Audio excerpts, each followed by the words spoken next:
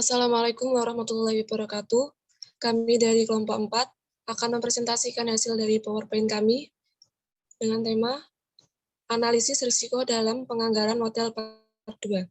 Sebelumnya, perkenalkan anggota kami dengan saya, Belinda Lea Safera, NIM 2020-11467, sebagai moderator, Mita Nurul Lamawati dengan NIM 2020-11468, Ayu Kurnia Januarita dengan NIM 2020-11469, Satria Gilang Maulana dengan NIM 2020-11471,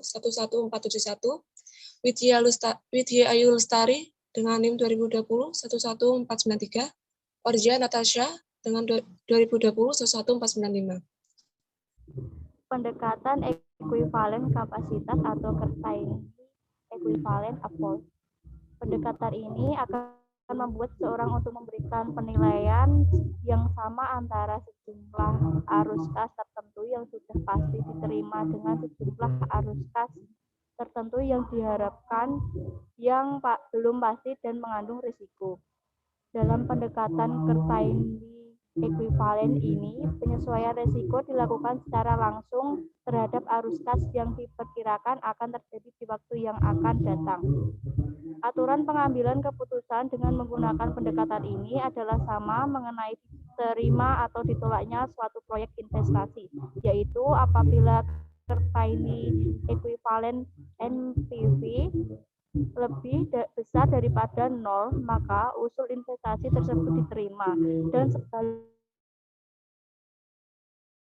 sebaliknya kalau kurang dari 0.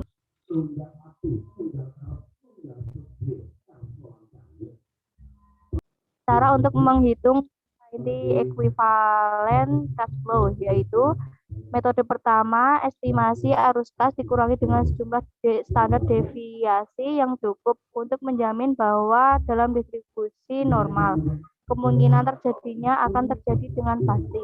Hal ini dapat dilakukan dengan cara misalnya mengurangi mean dari estimasi arus kas untuk setiap periodenya dengan 3 standar deviasi yang persamaannya tampak seperti berikut.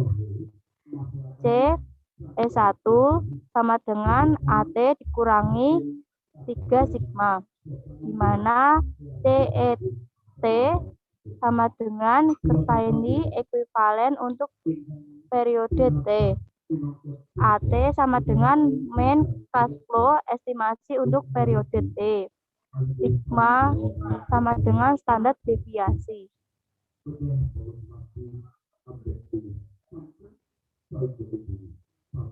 Next.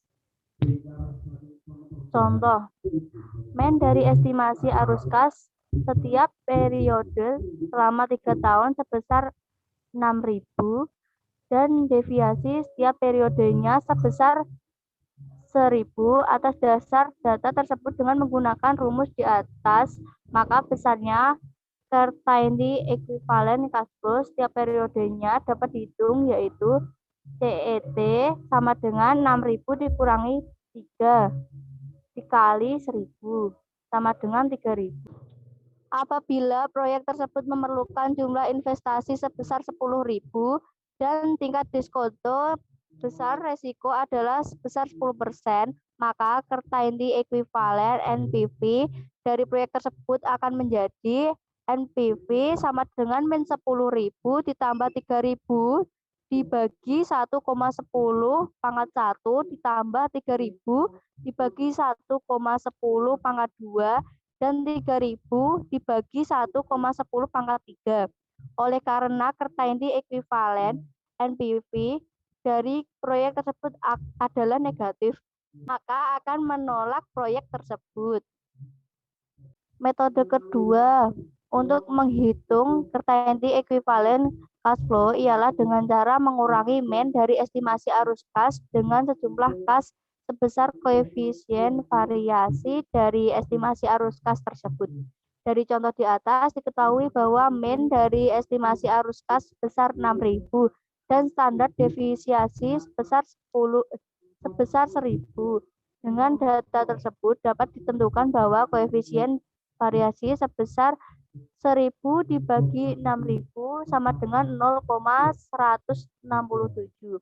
Dengan demikian, maka besarnya quarterly equivalent cash flow menurut metode ini ialah CET sama dengan 6000 dikurangi 0,167 dikali 6000 sama dengan 4998. Quarterly equivalent NPV dari proyek tersebut adalah NPV sama dengan min 10.000 ditambah 4.998 dibagi 1,10 di pangkat 1 ditambah 4.991 dibagi 1,10 pangkat 2 ditambah 4.998 dibagi 1,10 pangkat 3 sama dengan plus 2.429. Oleh karena quarterly equivalent NPV dari proyek tersebut adalah positif, maka kita akan menerima proyek tersebut.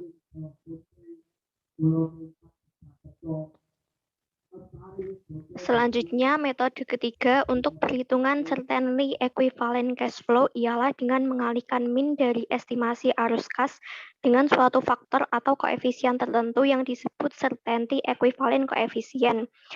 Apabila diketahui bahwa CEC sebesar 0,70 untuk setiap periodenya selama 3 tahun, maka besarnya certainty equivalent NPV dari proyek tersebut akan menjadi selanjutnya NPV sama dengan min 10.000 ditambah 0,70 dikali 6.000 dibagi 1,10 pangkat 1 ditambah 0,70 dikali 6.000 dibagi 1,10 pangkat 2 ditambah 0,70 dikali 6.000 dibagi 1,10 pangkat 3 sama dengan plus 445.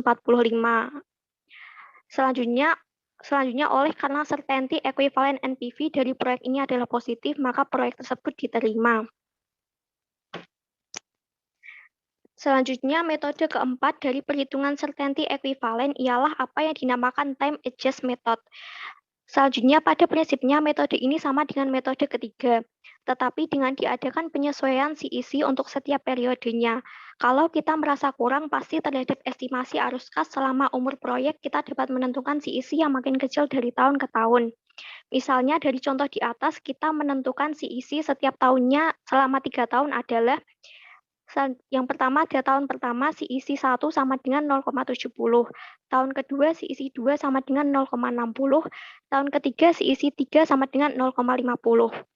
Selanjutnya maka certainty min equivalent NPV dari proyek tersebut menjadi sama dengan min 10.000 ditambah 0,70 dikali 6.000 dibagi 1,10 pangkat 1 ditambah 0,60 kali 6.000 dibagi 1,10 pangkat 2 ditambah 0,50 dikali 6.000 dibagi 1,10 pangkat 3 sama dengan min 953. Selanjutnya, oleh karena certainty equivalent NPV dari proyek tersebut negatif, maka proyek investasi itu tidak diterima. Selanjutnya, pendekatan tingkat diskonto yang disesuaikan dengan resiko. Selanjutnya, pada pendekatan risk adjust discount rate, unsur resiko tidak dimasukkan ke dalam arus kas yang diharapkan, tetapi secara langsung dimasukkan ke dalam tingkat diskonto yang merupakan penyebut atau denominator pada formula NPV. Metode ini tingkat diskonto disesuaikan untuk mengimbangi resiko. Apabila suatu proyek mengandung resiko yang besar, diperlukan return yang besar pula untuk mengimbangi resiko yang besar tersebut. Untuk itu, maka kita akan menggunakan tingkat diskonto yang makin besar apabila tingkat resiko yang terkandung dalam suatu proyek semakin besar. Dengan makin besarnya tingkat diskonto yang digunakan, hal tersebut akan memperkecil present value dari arus kas neto yang diharapkan selanjutnya akan memperkecil NPV dari proyek tersebut sehingga menjadikan proyek tersebut kurang menarik. Selanjutnya risk adjust rate of return atau risk adjust discount rate ini sebenarnya mengandung dua unsur utama, yaitu yang pertama ada tingkat diskonto bebas resiko, yang kedua ada premi resiko. Selanjutnya, oleh karena itu, risk adjust discount rate dapat didefinisikan sebagai tingkat diskonto yang digunakan untuk menilai arus kas neto tertentu yang mengandung resiko atau ketidakpastian, yang terdiri dari tingkat diskonto bebas resiko ditambah dengan premi resiko yang sepadan dengan tingkat resiko yang melekat pada arus kas tersebut. Selanjutnya, analisa sensitivitas. Analisis sensitivitas merupakan analisis yang dilakukan untuk mengetahui apa yang akan terjadi dengan hasil analisa proyek jika ada sesuatu kesalahan atau perubahan dalam dasar perhitungan biaya atau benefit.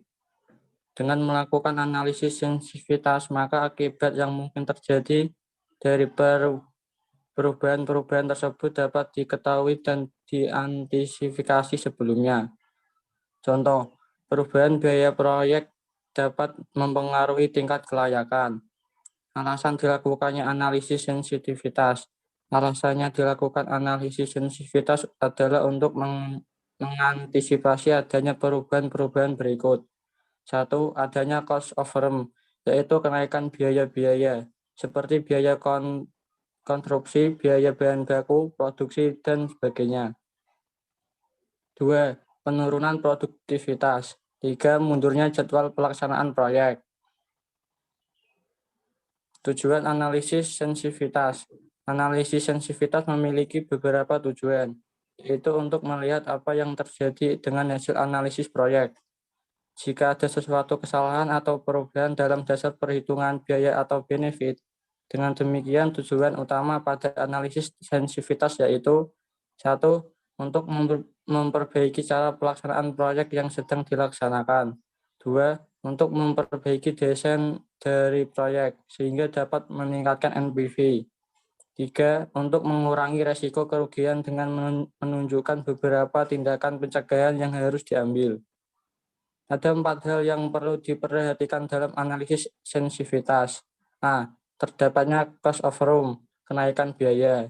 Perubahan dalam perbandingan harga dapat tingkat harga umum, umpamanya penurunan harga hasil produksi. C. Keterlambatan pelaksanaan, mundurnya waktu implementasi. D. Ketidaktepatan atau kesalahan dan perkiraan hasil. Kelemahan analisis sensitivitas. 1.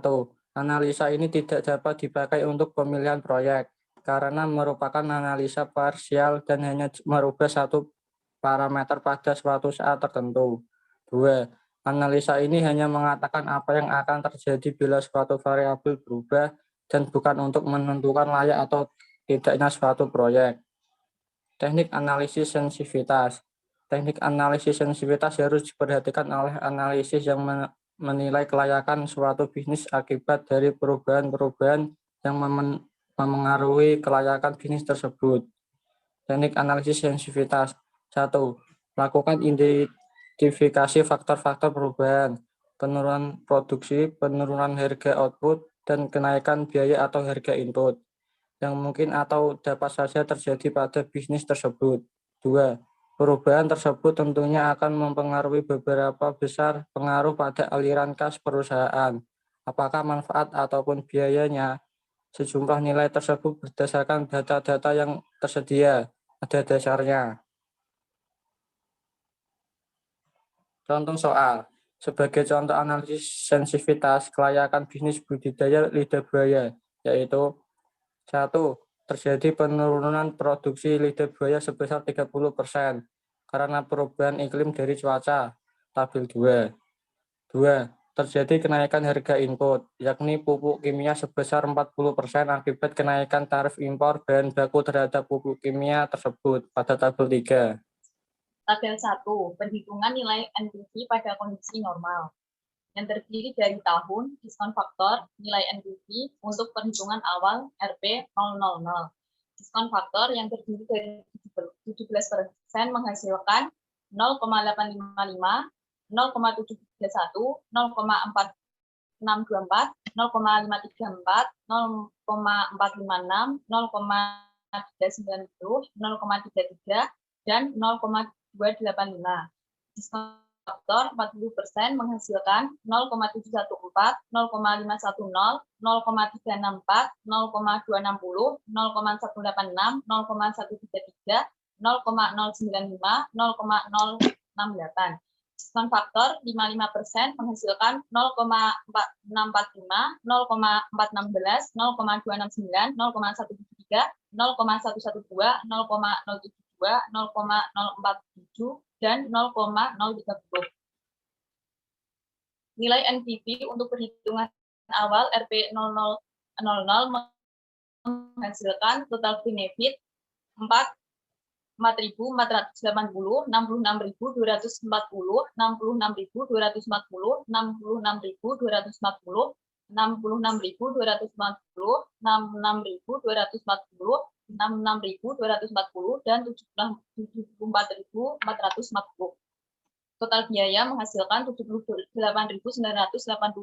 26.335, 27.335, 26.335, 26.785, 27.385, 26.335, 26.335, dan selisihnya 74.505, 39.905, 38.905, 39.905, 39.405, 38.905, 38.905, 39.905, 48.105. Nilai NPV 17% menghasilkan 63.679, 29.151, 24.291, 21.295, 17.996, 15.167, 13.296, 13.699, sehingga nilai NPV-nya yaitu 71.216. NPV 40% menghasilkan 53.218, 20.360, 14.178, 10.388, 7.300, 5.167, 3.776, 3.260, sehingga menghasilkan nilai NPV yaitu 11.256. NPV 55% menghasilkan 48.068, 16.600, 10.447, 6.914, 4.440, 2.806, 1.857, 1.444, sehingga menghasilkan nilai NPV 3.581.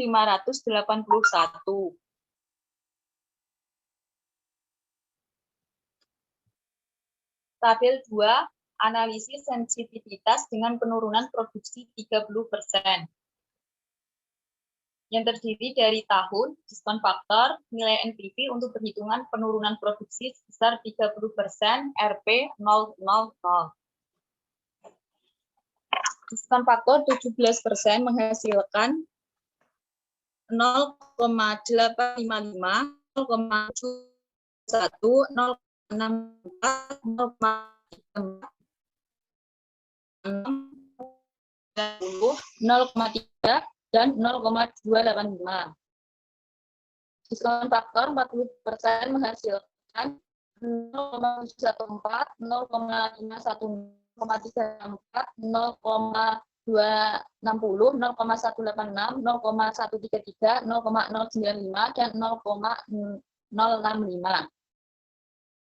Nilai NPV untuk perhitungan penurunan produksi sebesar 30% RP00 menghasilkan total benefit 3,136, 47,808, 47,808, 47,808, 47,808, 47,808, 47,808, 47,808, dan 56,008. Total biaya menghasilkan 78.985, 26.335, 27.335, 26.335, 26.335, 26.785, 27.335, 26.335, dan 26.335. Selisih menghasilkan 75,849, 21,473, 20,473, 21,473, 21,023, 20,473, 21,473, 29,673. NPV 17% menghasilkan 4,828, 15,6 12,86, 12,783, 11,459, 9,589, 7,981, 7,1155, 8,450 sehingga menghasilkan nilai NPV 8,275. Nilai NPV 40% silakan 4,178, 10,956, 7,461, 5,590, 3,909, 2,79, 2,037, 2,011 sehingga menghasilkan nilai NPV 19,496.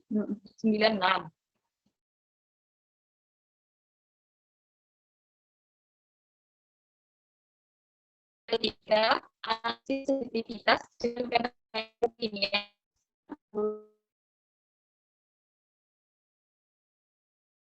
faktor nilai NPV untuk perhitungan kenaikan pupuk kimia 40% RP 000.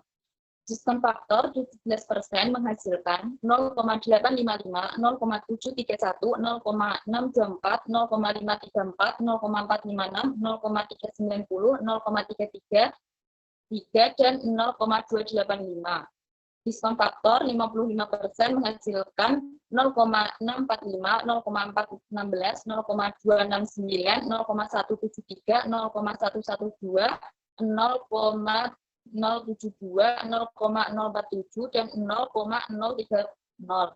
Nilai NPV untuk perhitungan kenaikan pupuk kimia 40% menghasilkan total benefit 4,480, 66,240, 66,240, 66,240, 66,240, 66,240, 66,240, dan 74,440.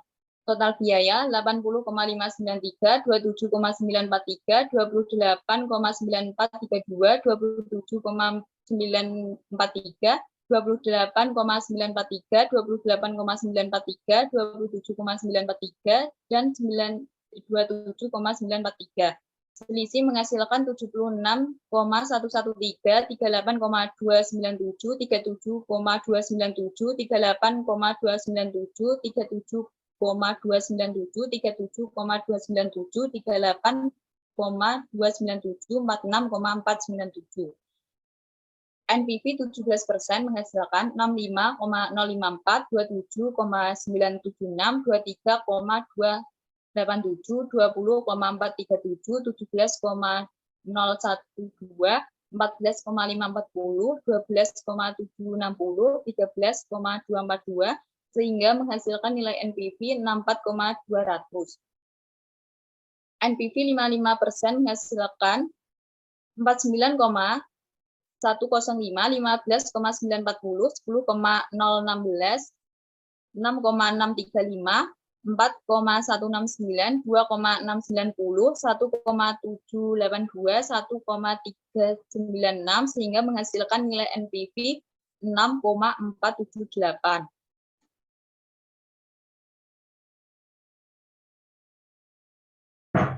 Berdasarkan tabel 1, 2, dan 3 dapat diperoleh nilai NPV, net, B per C, dan IRR.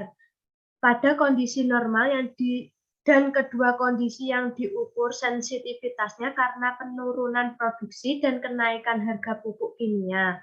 Perbandingan NPV I sama dengan 17%. Untuk tabel 1 hasil perhitungan pertama pada kondisi normal 71.216.000.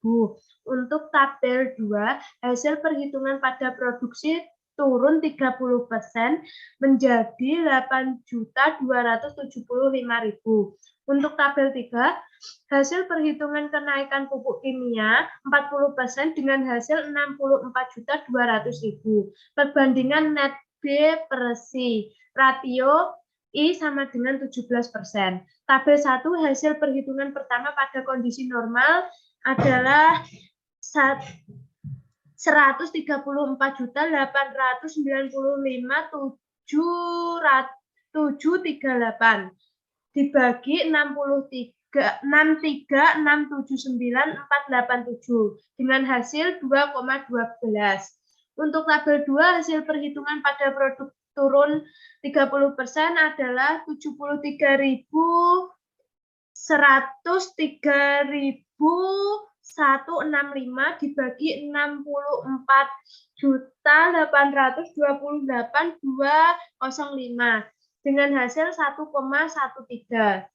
Untuk tabel ketiga, hasil perhitungan kenaikan pupuk kimia 40% adalah 129.504.980 dibagi 053.846 dengan hasil 1,99.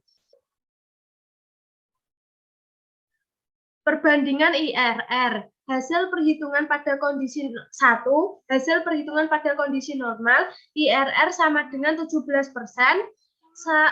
71.216.000 dibagi 71.216.000 dikurangi negatif 3.591.000 dikali 55% dikurangi 17% dengan hasil 53,5%. Untuk hasil yang kedua, hasil perhitungan pada kondisi produk turun 30%, IRR sama dengan 17% ditambah 8.275.000 dibagi 8.275.000 dikurangi negatif 19.496.000